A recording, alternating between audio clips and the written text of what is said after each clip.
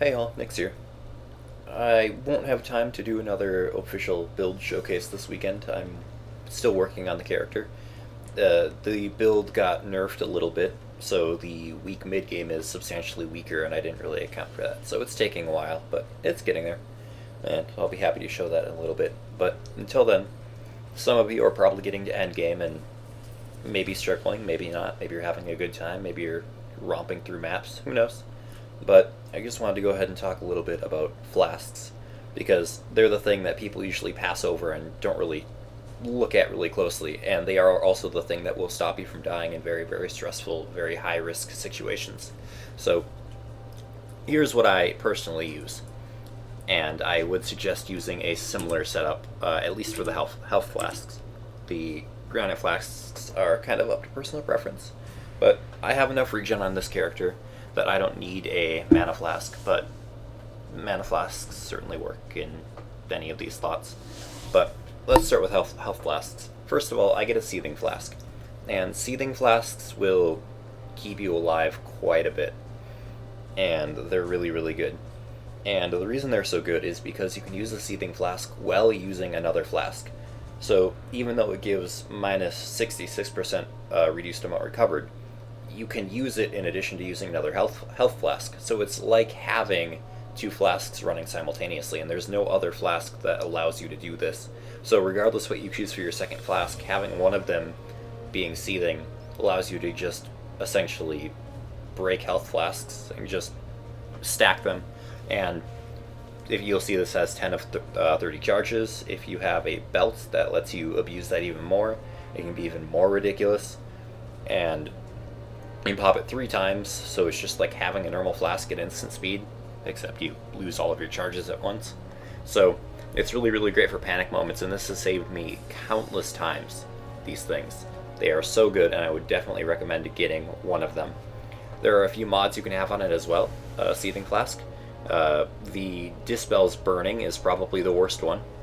I personally think dispelling frozen is probably the best one, because if you are frozen, that means you got crit, and if you got crit, that means you're already really low on life, so you're probably going to be popping this flask anyways. You don't even have to think about being frozen. It's just going to be a knee-jerk reaction. Oh, I'm at 5 health, immediately pop all of my flasks, and you'll just be unfrozen. It'll be instant. It's probably the best mod that you can get on a seething flask.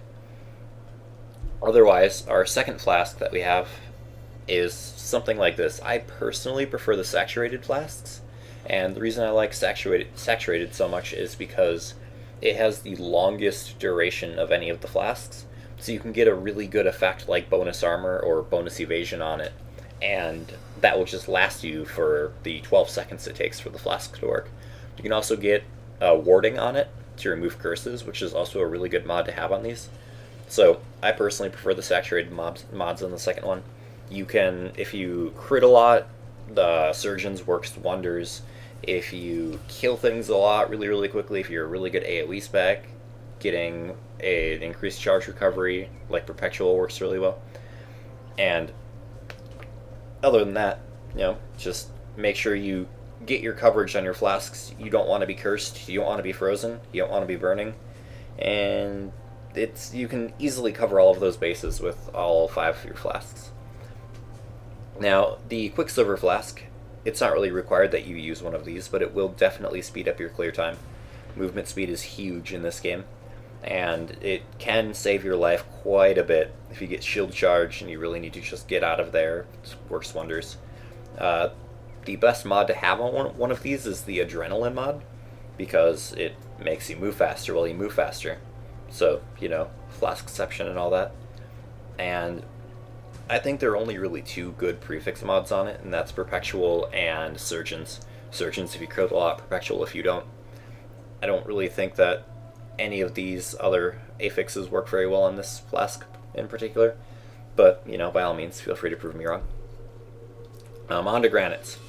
Probably the best mod on a granite flask is going to be Iron Skin, and obviously it stacks with the granite itself to make it more like the old granite, but it also makes it much, much better in terms of if you have armor yourself, increasing that armor. I usually like to run at least one granite flask of Iron Skin, at the very least, and then obviously Perpetual or Surgeons whichever one you prefer. I don't really like any of the other mods for granite flasks. And my final one that I use is another granite flask, and I'll usually use it for either additional coverage, since I'm missing warding on any of my flasks, I'm using warding on this one, or adding elemental resistance on it is really helpful as well. If you're lacking in that department, this character is capped on all resistances because they use a shield that gives bonuses. So I don't really need bonus elemental resist, but if your character does, it's really good and can be really helpful. Other than that, that's just what I use. Again, perpetual insertions are really good on all of your flasks, and just make sure you get coverage, and it will do wonders for improving the survivability of your characters. A lot of people overlook it, and it costs a lot of people their characters in hardcore. So just something to keep an eye out. A very easy way for you to increase your survivability at the expense of, well, in my case, all of my alterations. I go through those things like candy. But I hope the video was helpful. If you thought it was helpful, give it a like. If you want to see more videos like this, subscribe, and thanks for your time. Bye.